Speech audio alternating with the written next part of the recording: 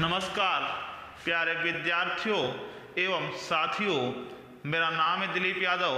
हम लोग अपने इस हेल्थ एजुकेशन की सीरीज को स्टार्ट किए थे और उसके लिए हम लोग साथ ही साथ एवरीडे साइंस एक प्रोग्राम चलाए हुए हैं। इस एवरीडे साइंस प्रोग्राम में क्या होता है, जैसा कि हम अपने हर एक वीडियो में बताते हैं, इस एवरीडे साइंस में हमारे अगल बगल के वातावरण संबंधित जो भी घटनाएं होती हैं, हम उनको विथ फैक्ट बिल्कुल अच्छी तरीके से उसको समझते हैं कि आखिरकार में ये जो घटना हो रही है ये क्यों हो रही है और इसके पीछे क्या उसका कारण है। तो अगर आपको इस एवरीडे साइंस जो हमारा सबसे ज़्यादा पसंद किया गया हुआ प्रोग्राम है, आइए इसके बारे में आपको बताते हैं। आज हम डिस्कस करेंगे अपने एक नए टॉपिक पर, एंटीऑक्सीडेंट प्रतिऑक्सीकारक क्या होते हैं। एंटीऑक्सीडेंट के बारे में डिस्कस करेंगे। एंटीऑक्सीडेंट जिसको हम लोग बोलते हैं प्रतिऑक्सीकारक।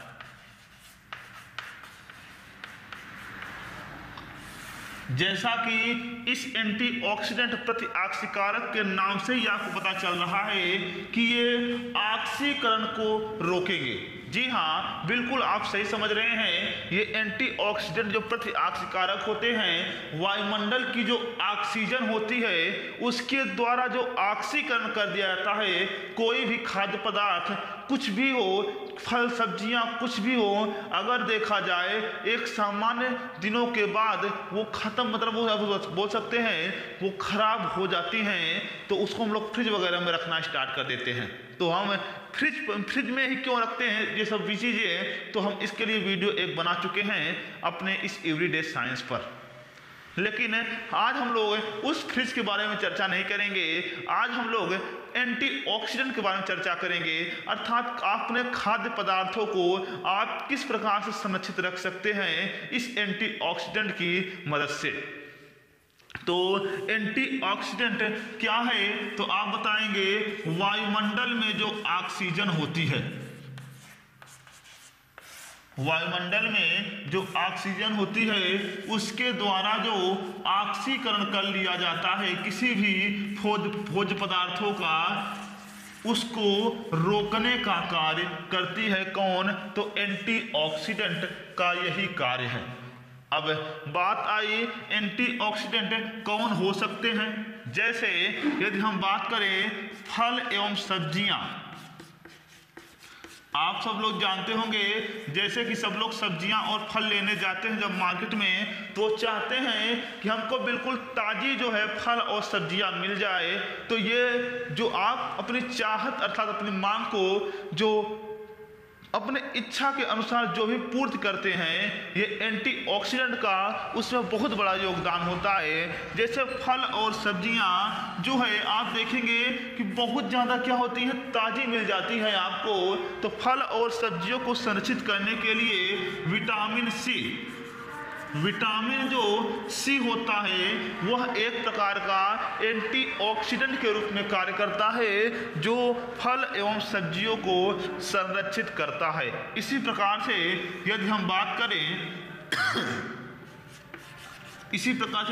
करें जो वनस्पति तेल होते हैं, सरसों का तेल, नारियल का तेल, बहुत सारे प्रकार के तेल होते हैं। उस सरसों के तेल को भी संरक्षित करने के लिए जो है विटामिन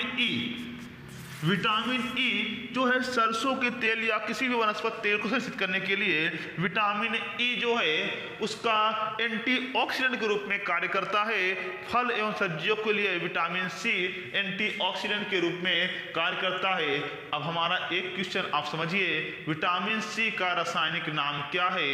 हमने अपने विटामिन वाले वीडियो में बताए थे, यदि आपको पता है तो कमेंट बॉक्स में जरूर बताइएगा। अगर हम बात करें यहाँ पर चाय, कॉफ़ी, इन सब के लिए भी जो है एंटीऑक्सीडेंट का इस्तेमाल किया जाता है। चाय, कॉफ़ी और बहुत सारे जो है पेय पदार्थों के लिए एंटीऑक्सीडेंट अर्थात पेय पदार्थ, इसी को प्रतिऑक्सीकारक का इस्तेमाल किया जाता है कि जो है वो जो है को संरक्षित करने के लिए मेन हम बोल सकते हैं इस्तेमाल किया जाता है, उसका नाम है पॉलीफिनालिक कंपाउंड।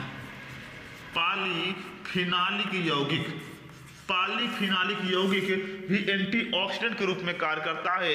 चाय और कॉफी को संरक्षित करने के लिए इस्तेमाल किया जाता है। इस प्रकार से एवरीडे साइंस का आज पहला क्वेश्चन, एंटीऑक्सीडेंट क्या है, तो आप बताएंगे वायुमंडल में उपस्थित ऑक्सीजन के द्वारा जब किसी भोज्य पदार्थ या खाद्य पदार्थ को संरक्षित करने के लिए क्या करते हैं, और उसके ऑक्सीकरण को रोकने के लिए जिस पदार्थ का इस्तेमाल करते हैं उसका नाम है एंटीऑक्सीडेंट। ये जैसे फल एवं सब्जियों के लिए विटामिन सी, वनस्पति तेल के विटामिन ई, और चाय और कॉफी के लिए पॉलीफिनालिक कंपाउंड होता है। इन सब के बारे में आपको पता चल गया है। अब हम अपने एक जो है एवरीडे साइंस में ही दूसरे क्वेश्चन पर चर्चा करते हैं।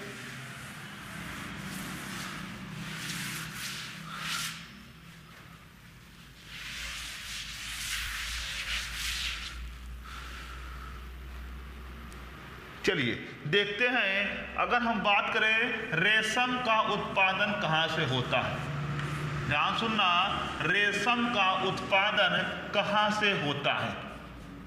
तो आप सब लोग जो है थोड़ा सा नर्वस हो जाएंगे कि रेशम का उत्पादन कहाँ से होता है, और ध्यान रखना है रेशम उत्पादन के अध्ययन को सेरीकल्चर कहा जाता है, अर्थात सेरीकल्चर के अंतर्गत ही रेशम उत्पादन का अध्ययन किया जाता है।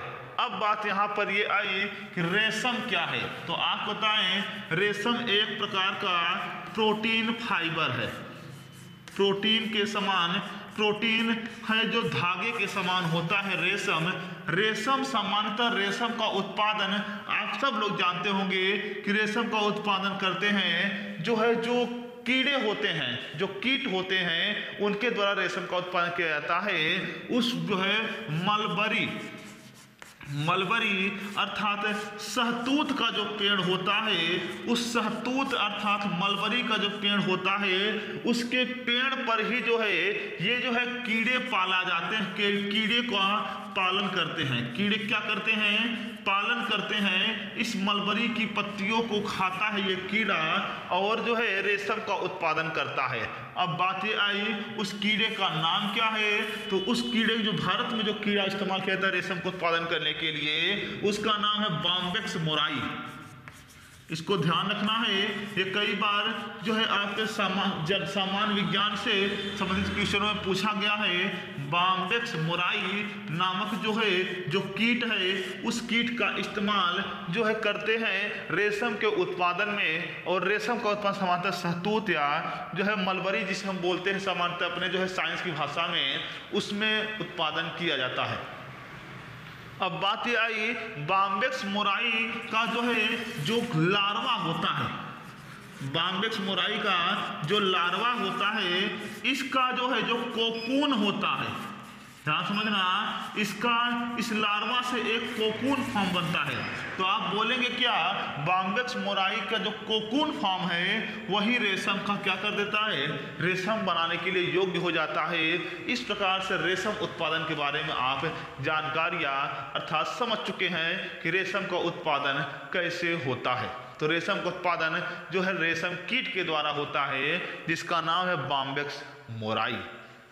इसी प्रकार से हम अगले अपने इसी जो है एवरीडे साइंस के तीसरे क्वेश्चन पर चर्चा करेंगे, नहीं तो वीडियो ज़्यादा लंबी हो जाएगी, इसलिए 3 ही हम क्वेश्चन डिस्कस करेंगे। इसमें आप लोग सब लोग पिक्चर तो देखे होंगे, यह तो 100% है, पिक्चर तो सब लोग देखते होंगे, और ख़ास तौर पर जो बॉर्डर वाली पिक्चर हो, मार धाड़ वाली, उसमें तो अच्छा खासा जो है आप लोग एंजॉय भी करते हैं कि अब तो आपको कुछ ऐसा एहसास होने लगा होगा कि सर अब आप क्या भी जो है मार धाड़ वाला सिखाएं क्या, एक और प्रोग्राम लाएं क्या मार धाड़ करने वाला, कि किस प्रकार से मारा जाए किसको क्या। नहीं, हम यहाँ पर डिस्कस करेंगे bullet proof jacket, bullet proof jacket. Bullet proof jacket जो होती है ये सामान्यतः हमारे जो देश के सिपाही फौजी नौजवान साथी होते हैं उनको जो है दी जाती है ताकि उनको गोली ना लगने पाए। तो बुलेट प्रूफ जैकेट किसकी बनी होती है? बुलेट प्रूफ जैकेट किसकी बनी होती है, आप क्या बता सकते हैं? हम बताते हैं आपको, बुलेट प्रूफ जैकेट जो है केवलार नामक बहुलक से मिलकर के बनी होती है। केवलार नामक बहुलक से जो है बुलेट प्रूफ जैकेट बनी होती है। इसी प्रकार से आपको ध्यान रखना होगा, अब केवलार के बारे में आपको नहीं पता है, हमने अपने कक्षा 12 के विद्यार्थियों को बहुलक में पढ़ाया था, अर्थात जो है फॉर्मेल्डिहाइड में पढ़ाया था। केवलार बहुलक क्या है, फॉर्मेल्डिहाइड के संघनन से बनता है, इसके बारे में आपको मत जानिए ज़्यादा। हम जाएंगे जब केमिस्ट्री पढ़ेंगे तब वहाँ हम समझेंगे। तो बुलेट प्रूफ जैकेट का निर्माण किससे होता है, तो केवलार बहुलक से होता है, इसको आपको ध्यान रखना है। इसी प्रकार से स्टूडेंट आप अपना प्यार बनाए रखिएगा और जो है वीडियो को लाइक कर दीजिएगा। आपको इसमें कुछ भी मदद मिली हुई होगी, चीज़ें जानने के लिए हुई होंगी, तो आप इस वीडियो को लाइक कर दीजिएगा। ये चैनल पहली बार होंगे तो आप सब्सक्राइब कर लीजिएगा। धन्यवाद।